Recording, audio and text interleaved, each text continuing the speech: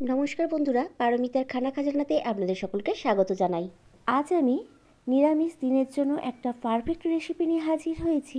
তা হলো বেগুন সিরাজি। এটা কিন্তু খুব চটজলদি বেনে যায় আর স্বাদেও কিন্তু হয় অসাধারণ। এটা রুটি পরাঠা দিয়ে কিন্তু দারুণ লাগে।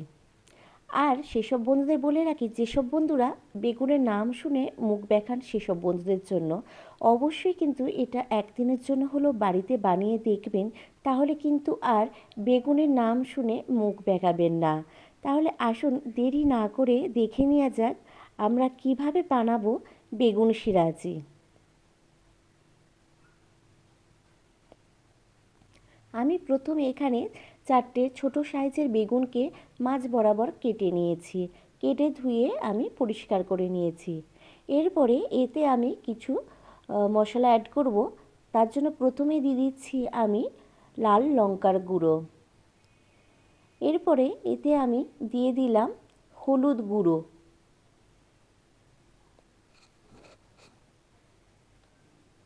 আর দেবো এতে অল্প একটু চিনি। বলে রাখি, বেগুন যখন ভাজবেন তখন যদি একটু চিনি দিয়ে দেন, তাতে কিন্তু বেগুন ভাজার পর বেগুনের স্বাদটা অনেকটাই বেড়ে যায়। তাই যখনই বেগুন ভাজবেন চেষ্টা করবেন একটু চিনি দেওয়ার। আর দিয়ে দিলাম এতে নুন। দিয়ে আমি সব কিছু বেগুনের সাথে ভালোভাবে মাখিয়ে নেব। এপিট ওপিট করে বেগুনের গায়ে সব মশলাটা লাগিয়ে নিয়ে আমি প্রায় 5 মিনিটের জন্য এটা রেখে দেবো। যদি আপনাদের হাতে টাইম না থাকে একদম, তাহলে না রাখলেও চলবে, কিন্তু আমার হাতে সময় আছে বলে আমি এটা 5 মিনিটের জন্য রেখে দেবো। 5 মিনিট পর আমি একটা ফ্রাই প্যান গরম করতে বসিয়ে দিয়েছি। দিয়ে তাতে আমি 2 টেবিল স্পুনের মতো সর্ষের তেল অ্যাড করে দিয়েছি। তেলটা এবার গরম হওয়ার জন্য আমি কিছুক্ষণ রেখে দেবো। তেলটা দেখুন আমাদের গরম হয়ে গেছে। এরপরে এতে আমি আগে থেকে নুন হলুদ মাখিয়ে রাখা বেগুনটা ভাজার জন্য দিয়ে দিলাম।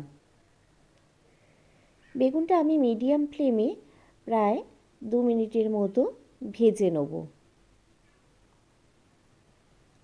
এক সাইডটা ভাজা হয়ে যাবার পর আমি বেগুনগুলো উল্টে দিলাম। দিয়ে অন্য সাইডটাও প্রায় 2 মিনিটের মতো আমি ভেজে নেব মিডিয়াম ফ্লেমে।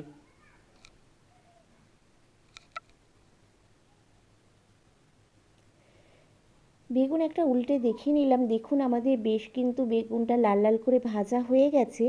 এরপরে আমি বেগুনগুলো একটা প্লেটের সাইডে তুলে রেখে দিলাম। বেগুনগুলো তুলে রাখার পর যেই তেলটা আমাদের বেঁচে আছে সেই তেলেতেই আমরা রান্নাটা করে নেব। দিয়ে আমি তাতে অ্যাড করে দিলাম একটা শুকনো লঙ্কা। দিয়ে কয়েক সেকেন্ড নাড়াচাড়া করে নিয়ে আমি তাতে 1 চিমটে হিং দিয়ে দিলাম। হিং কিন্তু কোনো নিরামিষ খাবারে দিলে কিন্তু তার একটা আলাদাই স্বাদ আসে।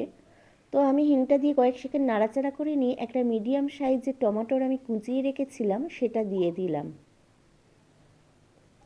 টমেটোটা এবার আমি যতক্ষণ না ভালোভাবে ভাজা হয়ে গলা গলা হচ্ছে ততক্ষণ ভেজে নেবো। দেখুন আমাদের টমেটোটা বেশ গলা গলা হয়ে গেছে।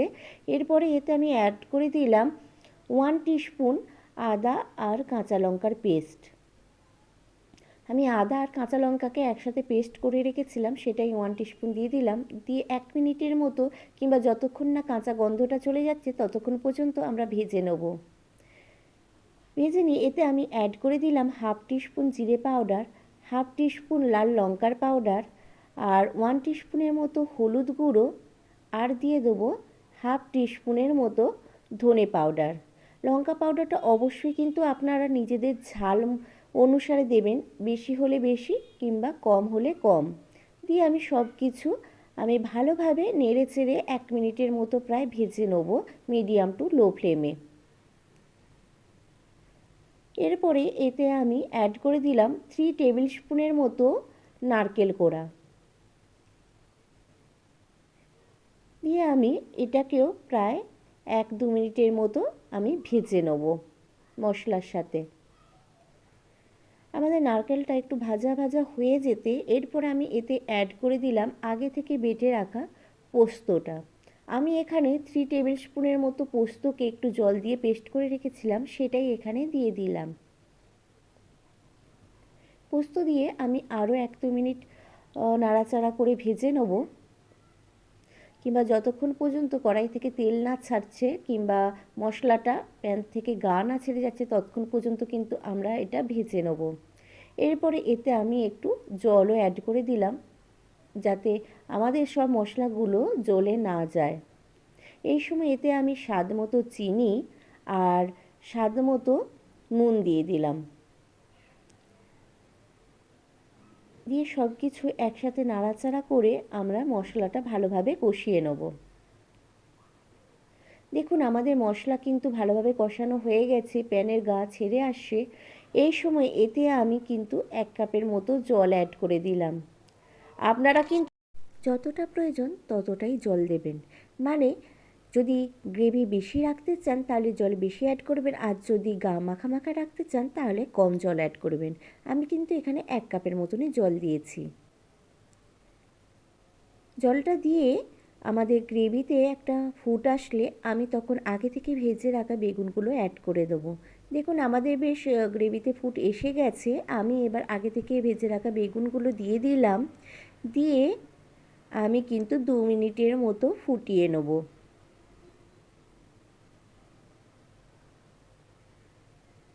আমি মিডিয়াম টু লো ফ্লেমে 2 মিনিটের মতো এটা ফুটিয়ে নেওয়ার পর আমি বেগুনগুলো উল্টে দিলাম।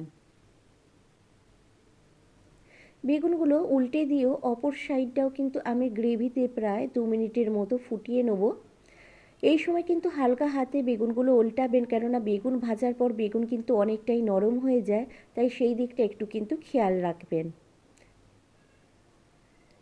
এইভাবে দেখুন আমি আরও 2 মিনিট ফুটিয়ে নিয়েছি, সাইড দিয়ে কী সুন্দর একটা কালার বেরিয়েছে। এরপরে আমি গ্যাস বন্ধ করে চাপা দিয়ে 3-4 মিনিটের জন্য স্ট্যান্ডিং টাইমে রেখে দিয়ে আমি এটা পরিবেশন করে দেবো। আমাদের কিন্তু রেডি বেগুন সিরাজি। আমাদের কিন্তু বেগুন সিরাজি রেডি এবং সার্ভ করা হয়ে গেছে। আপনাদের রেসিপিটা কেমন লাগলো প্লিজ কমেন্ট বক্সে কমেন্ট করে জানাতে ভুলবেন না। আর যদি ভালো লেগে থাকে তাহলে অবশ্যই একটা লাইক আর ফ্রেন্ডস আর রিলেটিভসদের সাথে শেয়ার করতে ভুলবেন না। আপনি যদি আমার চ্যানেলে নতুন বন্ধু হয়ে থাকেন আর চ্যানেলটা এখনও সাবস্ক্রাইব না করে থাকেন তাহলে চ্যানেলটা অবশ্যই আগে সাবস্ক্রাইব করে দিন আর পাশে থাকা বেল আইকনটা ক্লিক করে দিন, তাতে যখনই আমি কোনো নতুন রেসিপি আপলোড করব সবার আগে নোটিফিকেশান আপনার কাছে পৌঁছে যাবে। আর যদি আপনি আমার চ্যানেলে পুরাতন বন্ধু হয়ে থাকেন তাহলে তো আপনাকে অসংখ্য ধন্যবাদ।